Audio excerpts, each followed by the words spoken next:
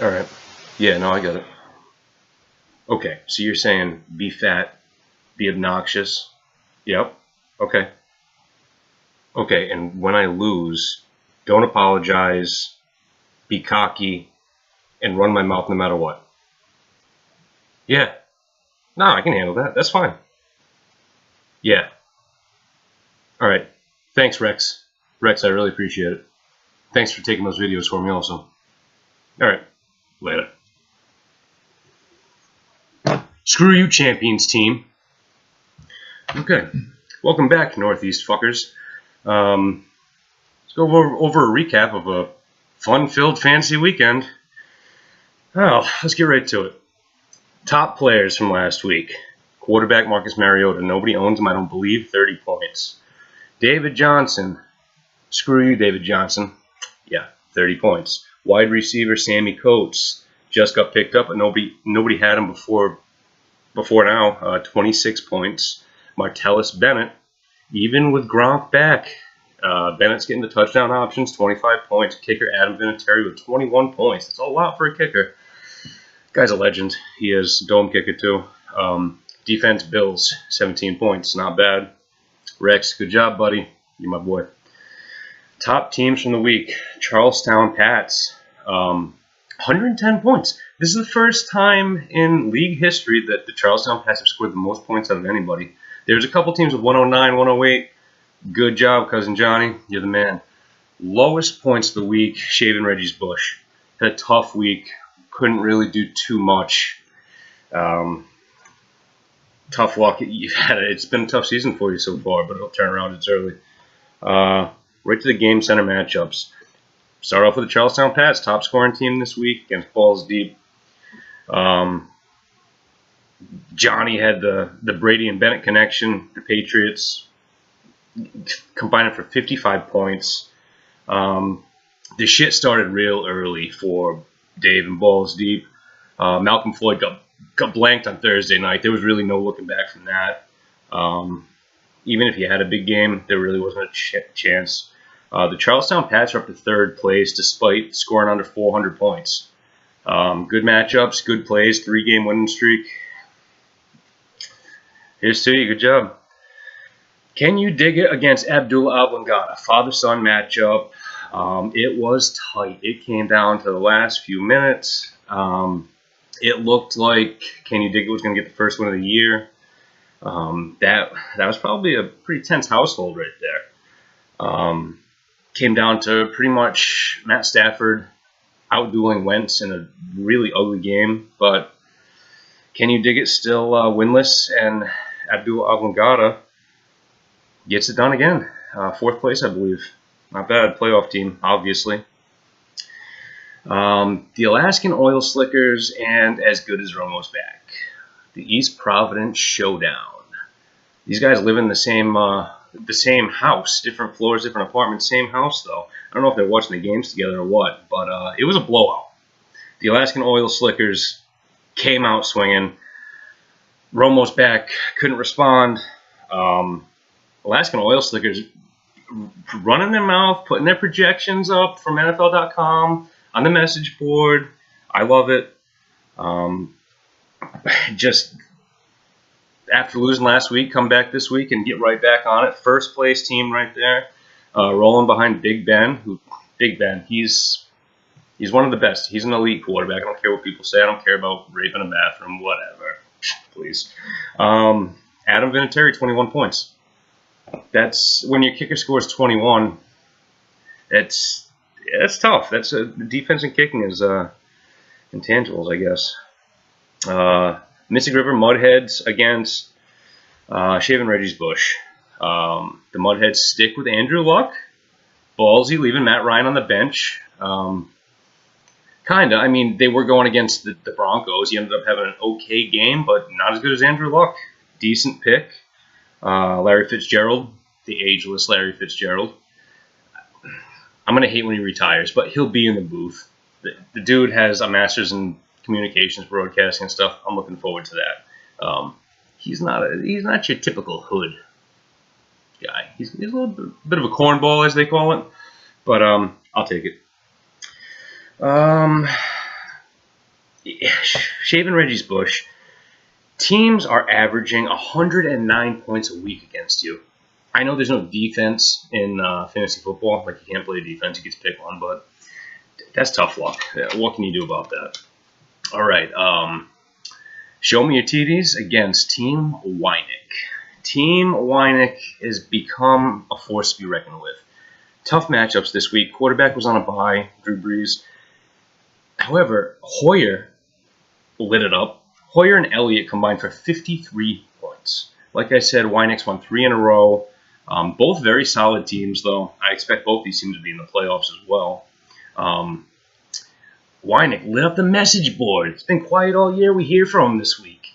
Quote of the week. Hold on, what do we got? Many others are going to feel the same agony of defeat at my hands. Weinig, welcome to the league, my friend. And here is an award for you. The Toilet Paper Award. For the best shit talking of the week, obviously. It's a new award. Look at that. Don't you hate when the toilet paper's like out long like that? So after you're done taking a shit, like in a public place, you got company over, and you're rolling it off of there, going, it's making all that noise. Everybody knows you're wiping your ass. It's kind of embarrassing, but hey, everybody poops. The Dung Beatles and Champions team. Man. Champions team, they struck first. First blood with David Johnson scoring 30 points on Thursday night. I climbed back. I had a lead for a little while. And then Jordan Howard. Jordan Howard and David Johnson combined for 53 points. And if I wasn't screwed enough there, if he decided to put Coleman in the game, who was on the bench, he scored 22 points. Fucked either way. I did run my mouth pretty hard, but Uncle Rex says, my life coach, don't apologize, run your mouth. I will do that. Don't you worry. I'm living and dying with Julio Jones. 3 points this week, 30 last week, 1 the week before. I don't know. I had 4 players on a bye, but I made it close. Couldn't pull it out. It put me down. I was really down after that loss, especially after running my mouth, kind of like I did to Charlestown Pats, and I came out with a loss that time. I was down, and then, Rex was like, don't get down. I'm going to come over. We'll have a few beers. I'll spend the night. Bring some broads over, whatever. It's going to be a good time. So I get to thinking, I'm like, you know what, Rex, I think you're right. Let's just sit by the fire, hold hands, drink some beers, sing Kumbaya, reflect, meditate, and we'll wake up. Fresh start tomorrow. Fresh start. I had him do some work for me while he was here. He really inspired me. I'll give you guys a look.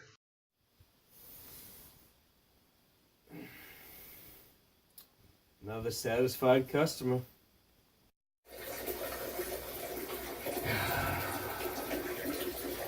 You'll wake up and piss.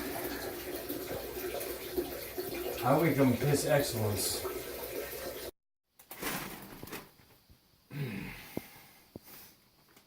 God damn, that smells like roses. Sports section, alright. Horoscope. Moonstone Dung Beetles win the championship. Yeah, I already knew that. There you guys go. You're welcome. I figured I'd give you a look on the inside, what it takes to be a champion, to be a man. Rex and I really hit it hard, so whatever. Let's get to it again. We have 2 4-1 teams. Alaskan Oil Slickers in first place and Weinig in second place. Weinig coming off 3rd straight win. Alaskan Oil Slickers lost in the previous week, came back and whooped some ass this week, running their mouth. Both teams running their mouths. I think that's the recipe. I'm just doing it a little bit wrong or something. Both teams are very good. 3rd place, another team that's won 3 games in a row. That's the Charlestown Pats. I take a little bit of credit for that because I think I fired them up. They're Charlestown Pats, 110 points this week. Look out. 4th place, Abdullah Al-Magada. Most points in the league, 557 points, averaging 111 points. 111 points a week. That's tough to beat. It almost happened this previous week, but it didn't. Pulled it out. The Dung Beetles. 8th place despite averaging 101 points a week. However, when you look at it the opposite way, like I said earlier, you can't play defense in fantasy. I average 101 points a week. My opponents average 100 points a week against me. That's bullshit. But, hey, what are you going to do? It's probably from the shit talk. Don't apologize. Keep going. Got you, Rex. Got you. Featured matchup of the week. Alaskan Oil Slickers against Abdullah Oblongata. The first place team against the top point scorer. This is going to be a good one. Abdullah Oblongata has 3 players on a bye this week. Matchups are pretty tight. I might have to give this one to the Slickers. Probably, I don't know if it's going to be close match, maybe. Tough to tell. Abdullah Oblongata gets points from all different sources. You don't know where they're going to come from. Tough to put a number on.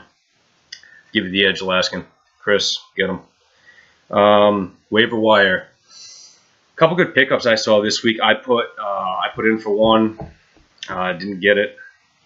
Sammy Coates, Abdullah Oblongata, I believe. Sammy Coates looks to be Big Ben's legitimate second option. I was thinking Wheaton maybe. Didn't happen. Coates, huge week. The second receiver there, whoever it is, going to get a ton of looks. Because obviously Antonio Brown's a badass. His end zone dances, by the way, fantastic. That thing right there, I taught him that back in the day. Glad he used it finally. Been waiting. Curly, as good as Romo's back, I think. Nice pickup, maybe. I think so. I mean, he has surfaced as San Francisco's #1 receiver, which I don't know if that says a lot, but a #1 receiver needs to be owned, and you own him now. Kaepernick's coming back this week. We'll see how that translates against my boy Rex's defense. Kaepernick is just, I don't like him. You know what? If 90% of white people don't, I don't know what that says about society, but it says I'm pretty smart.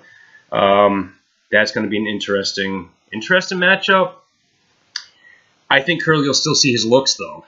You know, we'll see. But that's pretty much it, guys. Did I forget to run my mouth? Oh, I'm not going to do it quite yet. We'll see, though. All right. Guys, you know what I have to say? Even when I lose, I still win. See you next week.